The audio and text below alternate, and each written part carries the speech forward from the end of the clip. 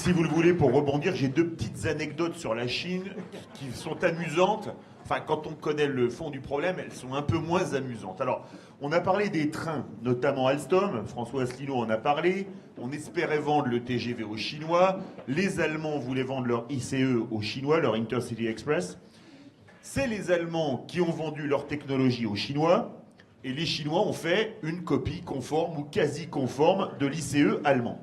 Fabriqué en Chine, bien évidemment. Donc, ça prouve que, quand même, le commerce avec les Chinois, qui ne se sont toujours pas remis psychologiquement des deux guerres de l'opium, ça vous l'avez dit très justement, on leur a fait la guerre pour le libre-échange. J'ai eu la chance d'aller 3 fois en Chine, et quand on visite le musée de la Chine, place Tiananmen, c'est impressionnant, il est écrit noir sur blanc que les Occidentaux ont humilié la Chine au nom du libre-échange, et la Chine aura sa revanche au nom du libre-échange. Et donc, ils ont fait une copie. Mais alors, le meilleur, c'est que, quand on est un peu branché, Airbus a été faire une usine, évidemment, en Chine pour faire des A320 à Tianjin. Tianjin, c'est à quelques centaines de 150 km de Pékin. D'accord ? Et puis un jour, vous savez qu'on fait l'entretien des avions, c'est comme l'entretien des fusils d'assaut. Avant qu'on fasse un Airbus en Chine, on se rend compte d'une chose, c'est qu'un Airbus A320 n'a jamais été révisé.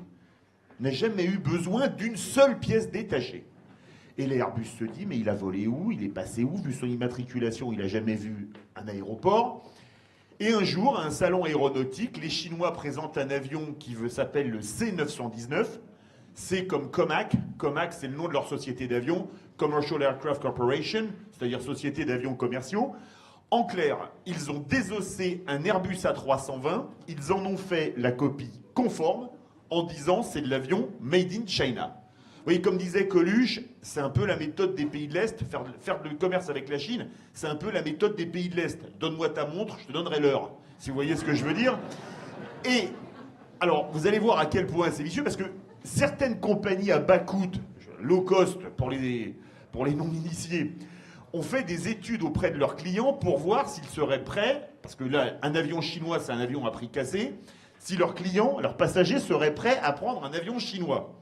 Les résultats des enquêtes passagers ont été tellement catastrophiques, parce que les gens, c'est quand même dur de monter dans un avion en devant tenir son chapelet pendant tout le voyage, pour ceux qui ont le plus peur en avion, vous voyez ce que je veux dire? On dit non, donc les compagnies low cost ont continué à acheter Airbus et Boeing, mais quand on raconte le cas des avions et des trains, ça prouve à quel point le libre-échange mondialisé comme il est aujourd'hui est complètement biaisé. Merci. Oui, moi je vais juste essayer d'être un peu plus européen, moins chinois, et vous donner encore 2 exemples, parce que moi je sais parler que du factuel, comment nos politiques détruisent l'artisanat en France et participent à l'extension de l'industrie étrangère. 2 petits exemples.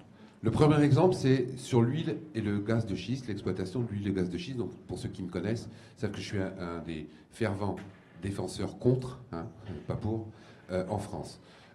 Tout le monde sait en France ce que c'est qu'une étude d'impact. Donc une étude d'impact, c'est une loi française qui est intéressante, qui dit que si vous voulez construire une usine ou quelque chose, vous devez d'abord analyser l'air, l'eau et le sol avant l'installation de l'usine.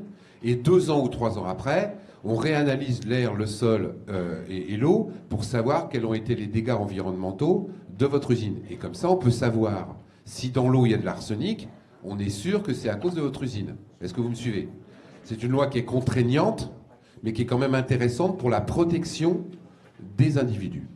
Eh bien, l'Europe, qui est un sujet dont vous connaissez bien, a fait voter une directive qui va faire force de loi en France, où sur l'exploitation de l'huile et du gaz de schiste en France, qui aujourd'hui est arrêtée, mais je ne dis pas qu'au demain ils ne le feront pas, je précise bien que toutes les entreprises qui veulent faire de l'exploitation de l'huile et du gaz de schiste en France sont étrangères.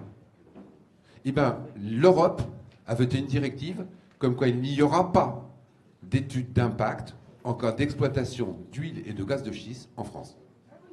Donc si on s'aperçoit après qu'il y a des cancers, des malversations, de l'eau polluée, etc., on ne pourra même pas dire que c'est à cause de l'usine, on nous racontera que c'était avant. Ça, c'est le premier point.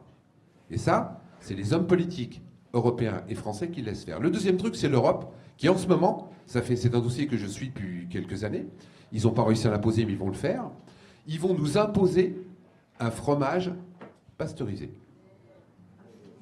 C'est-à-dire qu'en France, il y a je ne sais plus combien, 500 ou 600 sortes de fromages, on ne pourra plus les vendre autrement, je dis bien les vendre autrement, que localement parlant.